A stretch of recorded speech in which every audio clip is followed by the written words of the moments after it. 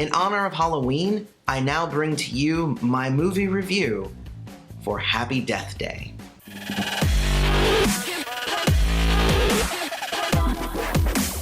Hey everybody, welcome back to the Turnout. I'm your host, Loy. Don't forget to check out usaaudiences.com for special event and movie screening invites. Also check us out on Twitter at the Turnout USAA. So I don't know about you, when October comes around, I am in a little bit of a spooky mood, and I really want to go out there and look at some horror movies, some thriller movies. That's kind of what puts me in the mood in October. And in this case, I'm scrolling through my apps and I see a screenshot of this weird baby face, and the title of the movie is Happy Death Day. And I'm like, that's pretty interesting. I also noticed that there was a second movie right next to it called Happy Death Day to You. And I was like, okay, I mean, it must be good if it got a sequel, right?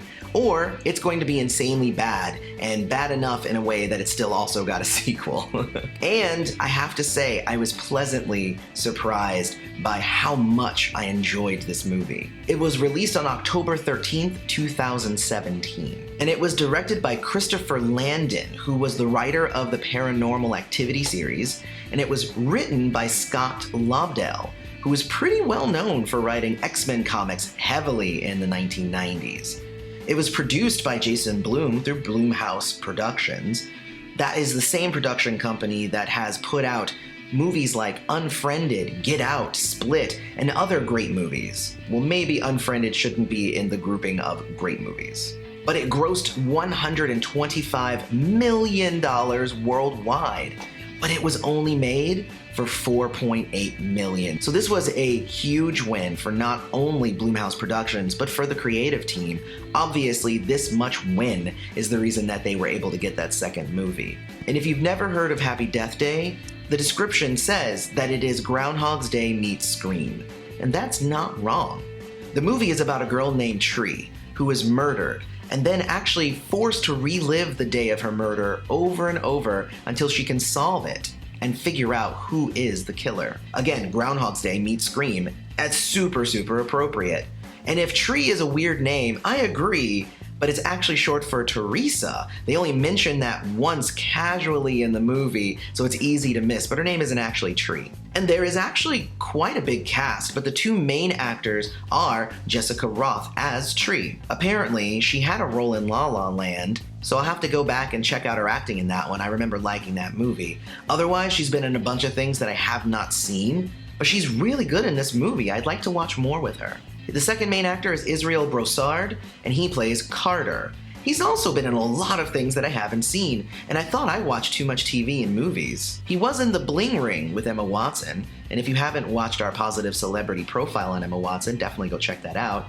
But he's also been in a ton of others. Broussard does a good job of playing the good, geeky guy who was there to help Tree solve her murder, and of course they fall in love at the end, because of course they do. So I'm really excited to get into this review, and I hope that I'm able to kind of give you an idea as to why I loved this movie so much. And I would even say the word love. I really loved the movie at the end. So if you haven't checked out any of our previous reviews, we don't give a number or stars or stats or whatever. I give 4 emojis to let you know what I felt about the movie watching it. And if you like this sort of thing, don't forget to hit like, subscribe to the channel, and hit the bell notification so you always know when the Turnout puts out a new video. With that said, I'm going to go ahead and give the first emoji, which is going to be the eerie emoji. This movie starts off pretty creepy. Tree seriously has a bad day and has to go through some severe trauma. And in the first few days of the movie, you can tell this is genuinely scary and creepy. And I was like, oh my gosh, what's going on here? I'm trying to come up with all these different ideas and trying to figure out what is behind this movie. And she never dies the same way twice, which is the crazy thing. So as soon as she thinks she's figured it out, all of a sudden she's murdered in a different way. And this movie uses jump scares to good effect. However, the second emoji I'm going to go ahead and give to this is going to be the laughing emoji, because it turns into a comedy. The moment that she talks to Carter, and Carter says, well, I guess you're just going to have to relive every day until you eventually figure out who your murderer is. And at that point, even Tree isn't scared anymore. She just kind of accepts it, as she is killed in numerous, crazy, and increasingly funny ways. And we aren't supposed to think that it's scary at this point either. because then the soundtrack turns from like eerie tones and ambiance to like straight up fun pop rock.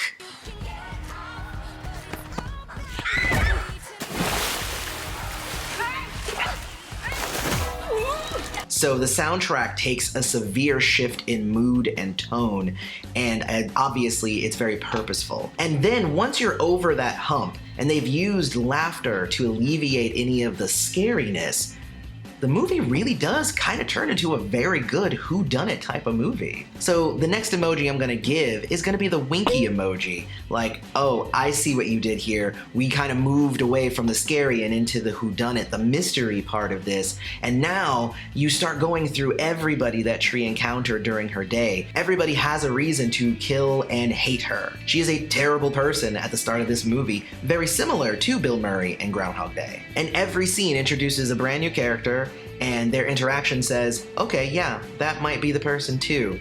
Of course, every time she dies trying to track down one of these people to figure out if they're the killer, and then she ends up being murdered anyway. So she goes to an ex-boyfriend. Oh, I died trying to check in on my ex-boyfriend. I go and check out this other person. Oh, I died trying to check out that person. And she starts a list like, well, it's not that person and it's not this person. And it really does reveal some pretty funny results and reasons as to why these people aren't the murderer. So I think that they did a really good job kind of hiding who was the murderer until the very end. And then you're like, whoa, I didn't even see that coming. So the last emoji I'm gonna give it is gonna be the smiley emoji. Because you know what? I walked away satisfied with this movie. Because after they gave me horror, and then they gave me comedy, and then they gave me a whodunit, the movie ends in a way not unlike an action movie. So they essentially were trying to hit every genre of movie with this movie. And there's a really cool scene at the end when it reveals who the killer is, and I'm not gonna give away that spoiler. I really want you to watch it and see that for yourself, but literally I was like, oh my gosh,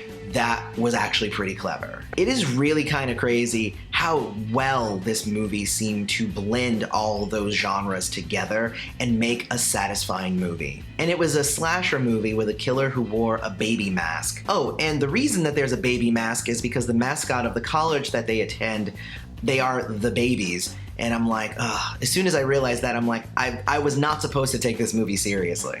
So the 4 emojis are eerie, laughing, winky, and smiley. And if you get the chance after watching this movie, see if you agree with my emojis. But once you're done, go watch the second movie. Seriously. It not only explains why the first one happened, but literally it takes this movie that was kind of a comedy, slasher, horror, all these things together, and throws it into almost a sci-fi type movie. I'm not gonna spoil any of that either, but if you did like the first movie, you are gonna love the second one. But let me know what you guys thought of that review. I would love your thoughts down in the comments, and we can talk back and forth about that. Otherwise, if you did like this video, don't forget to hit like, subscribe to the channel, hit the bell notification. And I've been your host, Aloy. This has been The Turnout.